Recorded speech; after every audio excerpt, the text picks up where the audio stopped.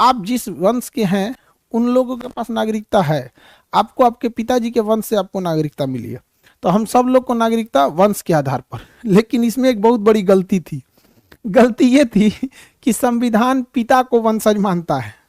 जैसे आपकी माता अगर कोई और कास्ट की होंगी या पिताजी किसी और कास्ट की होंगे, तो माताजी को अपना कास्ट छोड़ के पिताजी के कास्ट को अपनाना पड़ेगा, और आप जो बच्चे होंगे उनका नाम पिता के नाम पर चलेगा। समझ में आ गया कि नहीं आ गया? किसी को दिक्कत? अब ऐसे बहुत सारे हो जाते हैं, जैसे अगर कोई लड़का मिश्रा है, जैसे पिताजी मिश्रा हैं और माताजी मान के चलिए दुबे हैं, ठीक है, तो माताजी को अपना टाइटल छोड़ना पड़ेगा और फिर उन्हें भी मिश्रा बनना पड़ेगा, और लड़के जो होंगे वो भी मिश्रा जी हो जाएंगे। ऐसा आप गाँव में देखे होंगे। भारत में वंश पिता के हिसाब से चलता है, माता को छोड़ना पड़ता है।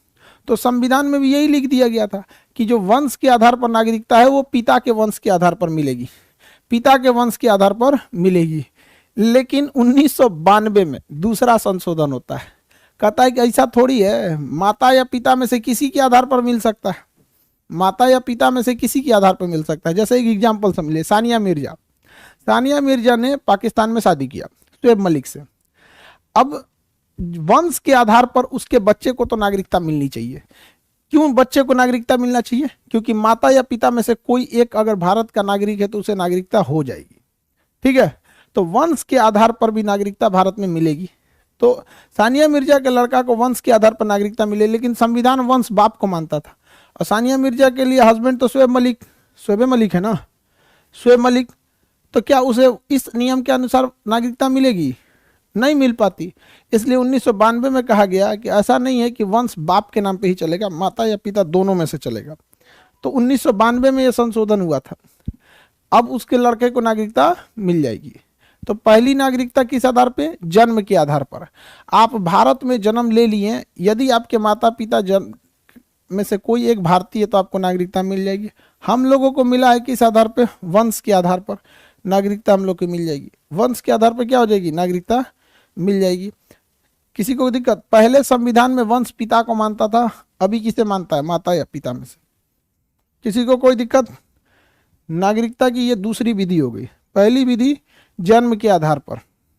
पहले भारत में जन्म लेने वाला कोनो भारत का नागरिक हो जाता था, लेकिन तब कह दिया गया कि भारत में जन्म लेने वाला वही भारत का नागरिक है जिसके माता पिता में से कोई एक भारत के नागरिक हैं। दूसरा, वंश के आधार पर। हम लोगों को नागरिकता वंश के आधार पर मिली है। पहले वंश पिता के आधार पर माना जाता था, अभी माता पिता दोनों में से कोई चलेगा। हार्दिक पांड्या जो है भारत के क्रिकेटर, उन्होंने भी तो विदेश में शादी किया है, तो उनके बच्चे को भी किस आधार पर मिलेगा? वंश के आधार पर। तो पिता के वंश पे मिलेगा। सानिया मिर्जा के लड़के को कैसे मिलेगा? माता के वंश के आधार पर मिलेगा। अब ये सबसे फेमस है पंजीकरण द्वारा। इसमें ना भारतीय का होना जरूरी है, समझ आ रहा है? इसमें हिंदुस्तानी होना जरूरी है। अब इसमें है पंजीकरण, अंग्रेजी में कहते हैं रजिस्ट्रेशन। अगर कोई भारतीय, अगर कोई विदेशी भारत की नागरिकता लेनी चाहता है, अगर कोई विदेशी भारत में नागरिकता लेना चाहता है, तो उसे कम से कम भारत में 7 साल रहना पड़ेगा। उसे कम से कम भारत में कितना साल रहना पड़ेगा? 7 साल रहना पड़ेगा, तब जाके वो अप्लाई कर पाएगा। भारत में 7 साल रहना पड़ेगा, तब जाके अप्लाई करना पड़ेगा। भारत में उसे विवाह कर लिया है, 7 साल रह गया है, 7 साल के बीच में उसने कोई गलत काम नहीं किया है, तो गृह मंत्रालय विचार करेगी कि आपको नागरिकता दिया जाए या नहीं दिया जाए। आपको नागरिकता दिया जाए या नहीं दिया जाए। समझ आ गया कि नहीं? आपको नागरिकता दिया जाए या नहीं दिया जाए। किसी को दिक्कत? तो पंजीकरण द्वारा नागरिकता गृह मंत्रालय देती है, लेकिन उसके लिए शर्त यह है कि आपको भारत में कम से कम कितना साल रहना पड़ेगा। कम से कम कितना साल रहना पड़ेगा? तो कम से कम 7 साल रहना पड़ेगा। पहले ये 6 महीना था, तो कोई भी भारत में आता था 6 महीना रह के अप्लाई कर देता था, भारत की नागरिकता दीजिए। 2 महीना 4 महीना बाद उसे मिल ही जाता था। अभी तो आपको कम से कम 7 साल रुकना पड़ेगा। 7 साल रुकने के बाद आपको रजिस्ट्रेशन फॉर्म भरना पड़ेगा। रजिस्ट्रेशन फॉर्म भरने के बाद आपको डिसाइड होगा कि आपको नागरिकता मिलेगा कि नहीं मिलेगा। यहाँ आधार कार्ड बनीला में, आधार कार्ड छप के इला में 6 महीना लग जाता है। हमारा वोटर कार्ड अभी तक अभी नहीं किया, छप के मतलब उसी वोटर कार्ड मतलब क्या चीज़ होता है, एक तो ड्राइविंग है कि क्या है, बड़ी टाइम लग जाता है उसको आने में। ये आधार कार्ड का वो वाला आ गया ऑनलाइन, और जो मोटका कागजवा होता है वो कई आदमी का अभी तक नहीं आया। समझ में आ गया कि नहीं आ गया? आप लोगों में भी ऐसा हुआ होगा, ओरिजिनल नहीं आता है और डिजिटल आ जाता है, तो बहुत टाइम लग जाता है इसमें। अच्छा, इसमें तो है कि 7 साल कम से कम वेट करना पड़ेगा, उसके बाद ना अप्लाई कीजिएगा। वेट कीजिए 7 साल। उसके बाद जैसे आपको यूपीएससी का एग्जाम निकालने के लिए ग्रेजुएशन करना पड़ेगा, तो ऐसा थोड़ी है कि ग्रेजुएशन करते यूपीएससी निकल जाएगा। ग्रेजुएशन के बाद यूपीएससी का फॉर्म भरिएगा, तब ना डिसाइड होगा आप यूपीएससी के लायक है कि नहीं। इसी का एडवांस रूप है एनआरसी। समझ में आ गया, यही है एनआरसी। एनआरसी और कुछ भी नहीं है, यही है एनआरसी में। थोड़ा सा चेंजिंग है एनआरसी में, हालांकि आपको एनआरसी पढ़ाएंगे। एनआरसी कहता है ना कि 2014 से पहले अगर भारत में है, एनआरसी आया था 2019 में, कहता है कि 2014 से पहले तक अगर आप भारत में रह रहे हैं, तो देखिए ना 14 से पहले रह रहे हैं तो 14, 15, 16, 17, 18, 19, तो ये लगभग आपके 7 साल, 19 बीत गया तो आपको विचार दिया जाएगा, तो लगभग 6 या 7 साल, ये भी 7 साल हो जाता है। आप अगर देखिएगा तो दिसंबर 2019 में आया था सीए, एनआरसी सीए जो आया था दिसंबर 2019 में, तो ये भी लगभग 7 साल है। तो ये भी तो बतिया वही कर रहा है कि 14 से पहले आए हों, 14 से पहले आए हो यानी 13 में आए हो, तो 13, 14, 15, 16, 17, 18, 19, तो 7 साल तक अगर भारत में हैं तो आपको सीएए के थ्रू नागरिकता आसानी से दे दी जाएगी। तो बतिया तो बराबर है भैया, हेउ में तो वही कह रहा है कि 7 साल में नागरिकता दे दी जाएगा, इसमें कह रहा है 7 साल, लेकिन इसमें कुछ चेंजिंग है, कुछ चेंजेज है। इसमें पाकिस्तान, अफगानिस्तान और बांग्लादेश के लोगों को थोड़ी सी वरीयता दी गई है, और कुछ नहीं है, खाली बवाल था। अभी एगो और होने वाला है, देखिएगा, कुछ खास इफेक्ट नहीं पड़ेगा उससे। समान सिविल संहिता, वो भी हम आपको पढ़ा देंगे, ये मीडिया के लिए मामला है, बाकी इसे कोई बहुत बड़का मामला नहीं है। तो एनआरसी अलग से टॉपिक पढ़ाएंगे एनआरसी का, भले इतना समझिएगा, इसी यही है, इसी को थोड़ा मॉडिफाई कर दिया गया है। इसमें कहता है किसी भी देश का आदमी अप्लाई कर सकता है, उसमें है कि एनआरसी में बांग्लादेश, पाकिस्तान, अफगानिस्तान। तो रजिस्ट्रेशन के लिए भारत में कम से कम कितना साल, 7 साल। पहले ये नियम 6 महीना था, पहले ये नियम कितना महीना था, 6 महीने था। चौथी विधि नागरिकता प्राप्त करने की, नागरिकता प्राप्त करने की चौथी विधि देखिए, नागरिकता प्राप्त करने की चौथी विधि का नाम है देशीकरण या न्यूट्रलाइजेशन, न्यूट्रलाइजेशन या देशीकरण। इसमें सबसे देरी से नागरिकता मिलती है। भारत में कम से कम 10 साल रहना पड़ेगा, उससे पहले तो आप अप्लाई भी नहीं कीजिएगा। 10 साल रहने के बाद अप्लाई कीजिएगा तो गृह मंत्रालय आपको 6 महीना में दे देता है कि 6 साल में देता है कि कब वो देवे नहीं करेगा, ये गृह मंत्रालय पर डिपेंड है। ऐसा मत सोचिएगा कि भारत में 10 साल रह गए तो मिलवे करेगा, ऐसा नहीं है। कि भारत में कम से कम कितना साल रहना पड़ेगा, 10 साल। और भारत की कोई एक भाषा आपको पता होनी चाहिए, किसी एक भाषा आपको अच्छे से आनी चाहिए। आप किसी भी भारतीय कला को जानते हो, विज्ञान में रुचि रखते हो या साहित्यकार हो, अच्छी किताबें लिखते हो या साइंटिस्ट हो या कला में आपकी अच्छी हो। पाकिस्तान के एक गायकार हैं अदनान सामी, पाकिस्तानी गायकार अदनान सामी 10 साल से भारत में है, भारत की भाषा भी जानते हैं और उनकी कला, संगीत कला में बहुत निपुण है, संगीत कला में वो बहुत निपुण है। बहुत सारे पाकिस्तानी गायकार बहुत अच्छे हैं। पाकिस्तान में बॉलर बड़े जबरदस्त। भारत में क्रिकेट एक ऐसा खेल है जो बाकी खेलों को बर्बाद कर रहा है, क्योंकि भारत के लोगों को क्रिकेट में इतनी रुचि है, इतने है कि बाकी क्रिकेट को वो लोग, बाकी खेलों को वैल्यू ही नहीं दे रहे। वो बेचारे नॉर्थ ईस्ट वाले हैं अच्छे लोग, वहाँ की महिलाएं नॉर्थ ईस्ट वाली थोड़ी ओलंपिक में जान बचा के रखी हुई हैं, और हमारे हरियाणा वाले भाई लोग, तो हरियाणा वाले और नॉर्थ ईस्ट वाले बाकी खेल को जिंदा रखे हैं।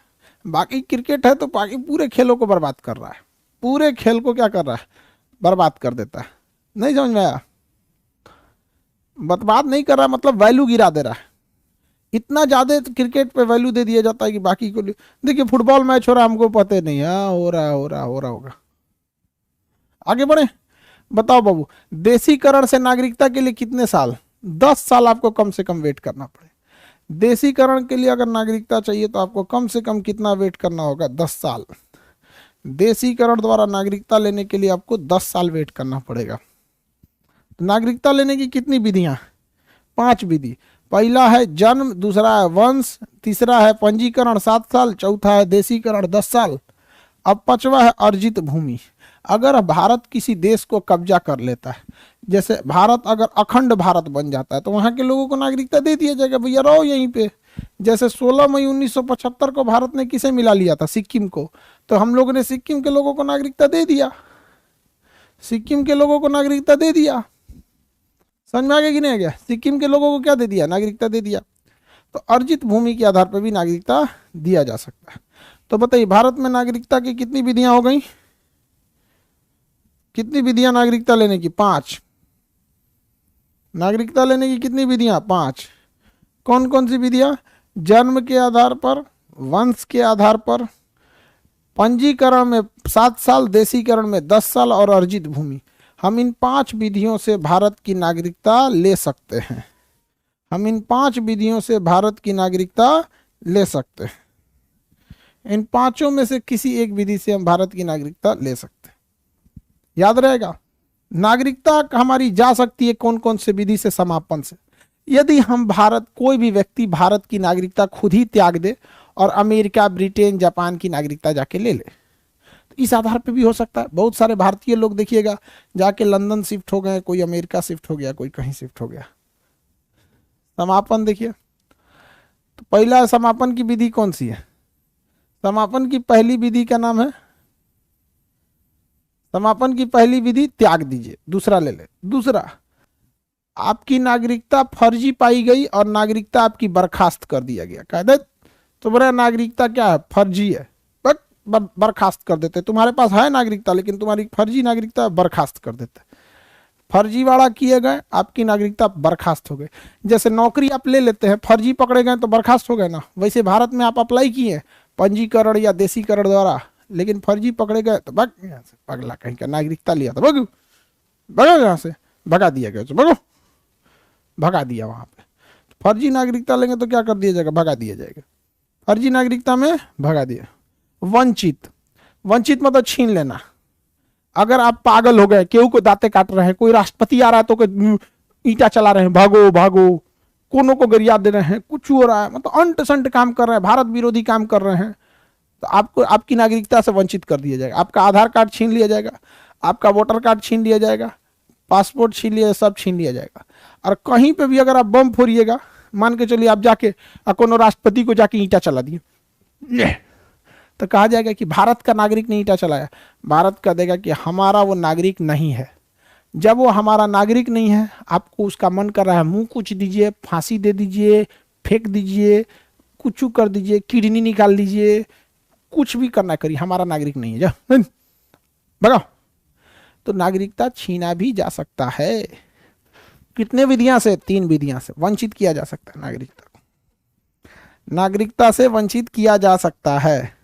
नागरिकता प्राप्त करने की विधियां बोलिए तो बबुआ, पहली विधि का नाम था जन्म के आधार पर हम ले लिए, दूसरा था वंश के आधार पर हम लोग ने ले लिए, तीसरा पंजीकरण में ले लिए, चौथा जो था देशीकरण से ले लिए थे, और देशीकरण के बाद जो था 5वां विधि था वो था अर्जित भूमि के आधार पर ले लिए। किसी जमीन को हमने कब्जा कर लिया तो ले लिया। समझ में आ गया? सिक्किम किसका उदाहरण है? अर्जित भूमि का। देशीकरण में कितना साल रहना पड़ता है? कम से कम पहले 5 साल रहना था, अभी 10 साल। देशीकरण में 10 साल रहना है, पंजीकरण में 7 साल रहना है, वंश के आधार पर और जन्म के आधार पर नागरिकता ली जा सकती है। अब क्वेश्चन बताइए, भारत में नागरिकता किस देश से लाया गया है? ब्रिटेन से। भारत की नागरिकता किस देश से ली गई है? ब्रिटेन से। भारत में किस प्रकार की नागरिकता है? तो एकहरी नागरिकता। एकहरी नागरिकता है हमारे पास, बस भारत की नागरिकता है। हम महाराष्ट्र की नागरिकता नहीं है, यूपी की नागरिकता नहीं है, बिहार की नागरिकता नहीं है। भारत में एकहरी नागरिकता है। हम देश के नागरिक है, राज्य के निवासी है, हमारे पास एकहरी नागरिकता है। कश्मीर में दोहरी नागरिकता थी, लेकिन कश्मीर की दोहरी नागरिकता समाप्त हो गई। कश्मीर में दोहरी नागरिकता थी, लेकिन कश्मीर की दोहरी नागरिकता समाप्त हो गई। कश्मीर में दोहरी नागरिकता थी, लेकिन दोहरी नागरिकता समाप्त कर दी गई। नागरिकता संबंधी पहली बार अधिनियम कब आया? 1955 में। 1955 में आया था अधिनियम। पहला संशोधन 1986 में हुआ, 86 के बाद 92 में हुआ, 2003 में हुआ, 5 में हुआ, फिर 19 में हुआ। बहुत बार। कौन संस्था संविधान में संशोधन कर सकती है? संसद। संसद संशोधन कर सकती है नागरिकता संबंधी में। कौन सा मंत्रालय करता है? गृह मंत्रालय करता है। कितने प्राप्ति की कितनी विधियां हैं? 5 विधि, 5 विधियां हैं प्राप्ति की। जन्म के आधार पर, वंश के आधार पर, पंजीकरण, देशीकरण और अर्जित भूमि। पंजीकरण में 7 साल, देशीकरण में 10 साल, 10 साल।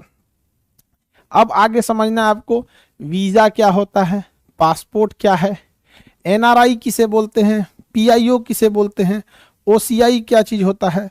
उसके अलावा ये 3 एक्ट को आपको समझना है। सीएए क्या था, बवाल मचा हुआ था। एनआरसी क्या था, बवाल मचा हुआ था। कोरोना आके इन दोनों बवाल को शांत कर दिया। एनपीआर क्या था, ये सब समझते हैं। तो ये टॉपिक को हम आपको नेक्स्ट क्लास में समझाएंगे। अभी आपको ये वाला टॉपिक समझ में आना चाहिए। ये वाला टॉपिक हम आपको नेक्स्ट क्लास में समझा देंगे। किसी को कोई दिक्कत नहीं है यहाँ पे? जन्म के आधार पर कितने तरह की नागरिकता हो गई थी? भाग 1 भी हम आपको बता दिए थे। भाग 1 में भाषाई आधार पर गठित होने वाला पहला राज्य एसके धर आयोग, लेकिन इसने भाषाई राज्यों को मान्यता ही नहीं दिया। जवाहरलाल नेहरू, वल्लभ भाई पटेल और पट्टाभी सिद्धारमैया के नेतृत्व में गठित जेवीबीपी समिति ने भी रिपोर्ट नहीं दिया। 1948 में इनका गठन किया गया था, इसका भी। फजल अली आयोग जो थे 53 में गठित हुए, 56 में रिपोर्ट दिए, भाषाई आधार पर राज्यों को मान्यता दिए, जिस आधार से 7वां संशोधन 1956 में हुआ। 14 राज्य बने और 6 केंद्र शासित प्रदेश बने थे। समझ में आ गया? अब आपका क्लास बचा ये वाला टॉपिक, वीजा, एनआरआई वगैरह एलसी। तो इसको हम आपको नेक्स्ट क्लास में बता देंगे।